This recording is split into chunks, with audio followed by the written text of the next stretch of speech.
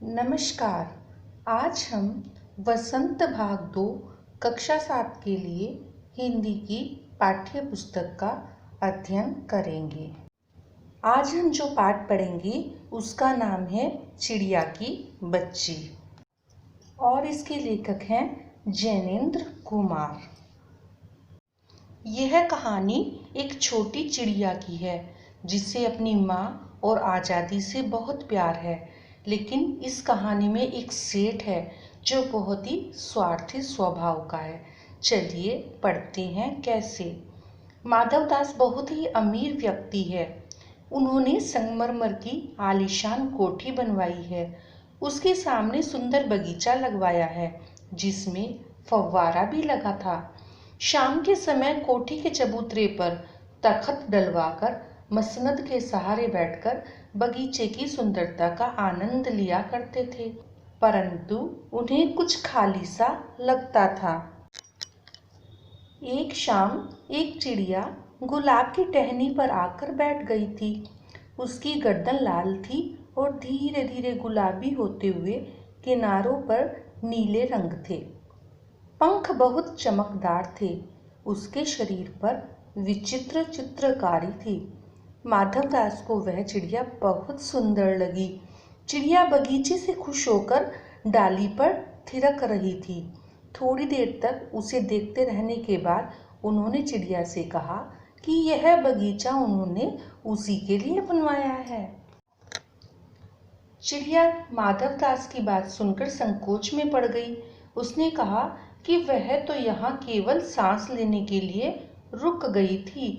माधवदास ने उससे कहा कि यह बगीचा मेरा है और वह यहाँ रह सकती है। माधवदास की बातें सुनकर चिड़िया थिरकना भूल गई। माधवदास ने उस चिड़िया को उसके सूने महल में रुककर चहचहाने के लिए कहा। चिड़िया बोली कि वह अपने घर माँ के पास जा रही है। वह अपने घर से धूप खाने, हवा से खेलने और फूलों से बात करने निकली थी। माधवदास ने रुकने के बदले चिड़िया को सोने का पिंजरा बनवाने की बात की। उसने चिड़िया को खाने के लिए मोती देने को कहा। चिड़िया उसकी बात सुनकर डर गई। वह कहती है, माँ से अच्छी कोई चीज नहीं लगती। उसके पास माँ का बनाया हुआ घोंसला है, खाना है। वह अपने घर वापस जा रही है। उसकी माँ उसका इंतजार कर रही होगी। माधवदास उसे रोकने के लिए तरह तरह के लालच देता है, परंतु वह नहीं मानती। माधवदास उससे कहते हैं कि वे उसके रहने के लिए सोने का पिंजरा बनवा देंगे, महल में मोतियों के झालर बनवा देंगे। जिस कटोरी में वह पानी पिएगी वह भी सोने की होगी। इसी बीच माधवदास एक बटन दबा देते हैं, जिसकी आवाज़ सुनते ही कोठी के अंदर से एक नौकर आता है। सेठ माधवदास इशारा करके नौकर से चिड़िया को पकड़ने के लिए कहते हैं। सेठ उसे जानबूझकर रोके रखने के लिए उसके भाई बहनों के बारे में पूछता है। चिड़िया उसे बताती है कि उसकी 2 बहन और 1 भाई है। चिड़िया को अपने घर जाने की जल्दी थी क्योंकि कुछ ही देर में रात होने वाली थी। अचानक चिड़िया को अपने शरीर पर कठोर हाथों का स्पर्श महसूस होता है। वह चीख मारती हुई नौकर के हाथ से फिसल जाती है। वह जल्दी जल्दी उड़ती हुई अपनी माँ के पास जा पहुँची।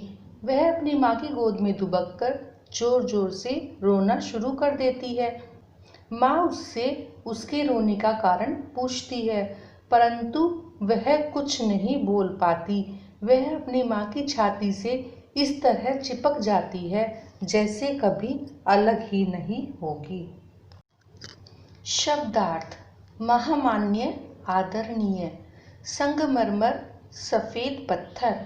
सुहावना, आकर्षक। मसनद, बड़ा तकिया। निहारते, देखते। तृप्ति, संतुष्टि। विनोद, चर्चा, मनोरंजक बातचीत। संध्या, शाम। उजेला, प्रकाश। चौकन्ना, सतर्क होना। प्रश्न अभ्यास। प्रश्न 1। किन बातों से ज्ञात होता है कि माधवदास का जीवन संपन्नता से भरा था और किन बातों से ज्ञात होता है कि वह सुखी नहीं था? उत्तर। माधवदास ने अपनी कोठी संगमरमर से बनवाई थी। उनके पास धन की कोई कमी न थी। वे चिड़िया से यह भी कहते हैं कि उनके पास बहुत सा सोना मोती है। वे उसके लिए सुंदर सा सोने का घर बनवा देंगे। आदि बातों से पता चलता है कि माधवदास का जीवन संपन्नता से भरा हुआ था। मेरा महल भी सूना है, वहाँ कोई चहचहाता नहीं है।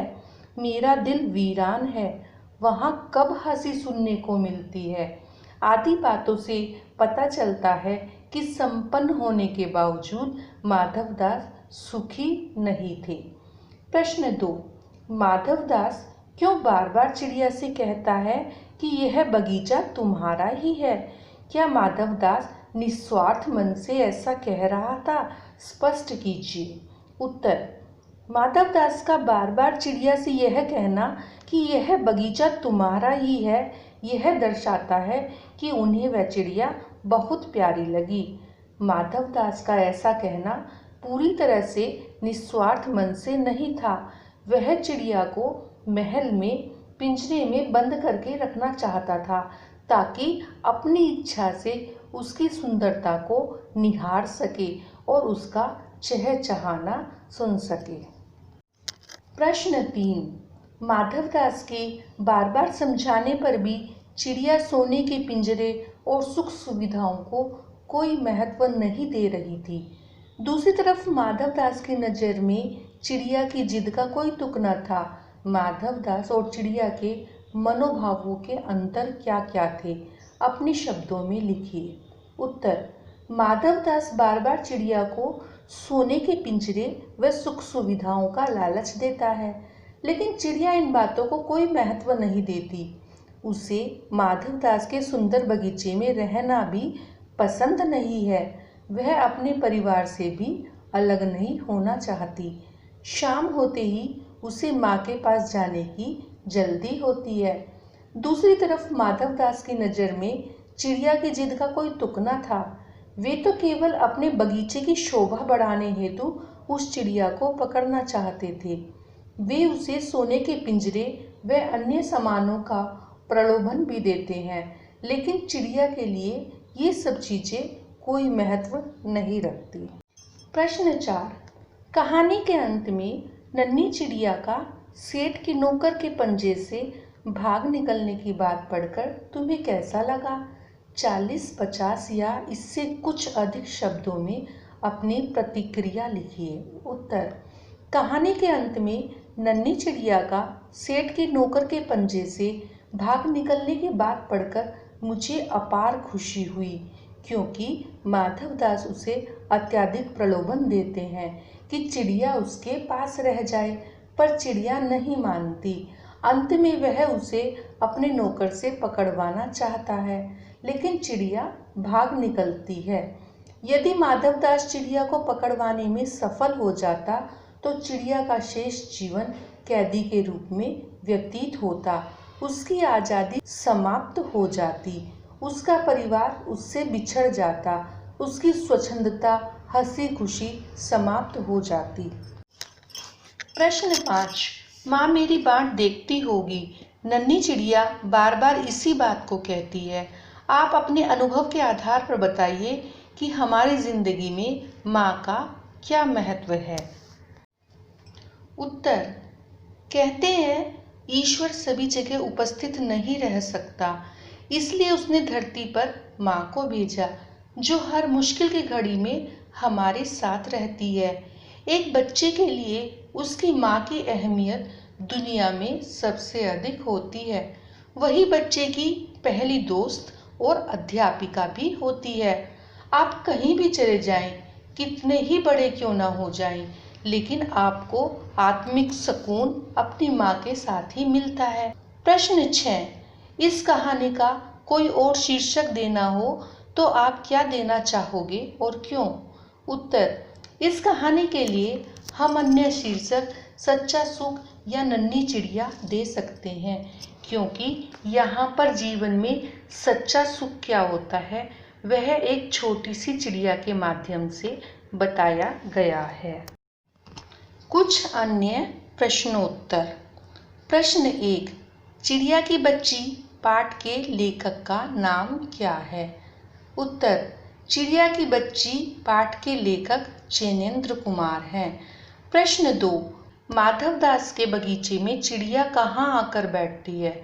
उत्तर, माधवदास के बगीचे में चिड़िया गुलाब की डाली पर आकर बैठती है। प्रश्न 3, चिड़िया माधवदास के बगीचे में क्यों आई थी? उत्तर, चिड़िया माधवदास के बगीचे में कुछ देर आराम करने के लिए आई थी। प्रश्न 4, चिड़िया घर से क्यों उड़ आई थी? उत्तर, सूरज की धूप खाने, हवा से खेलने और फूलों से बात करने के लिए चिड़िया घर से उड़ आई थी।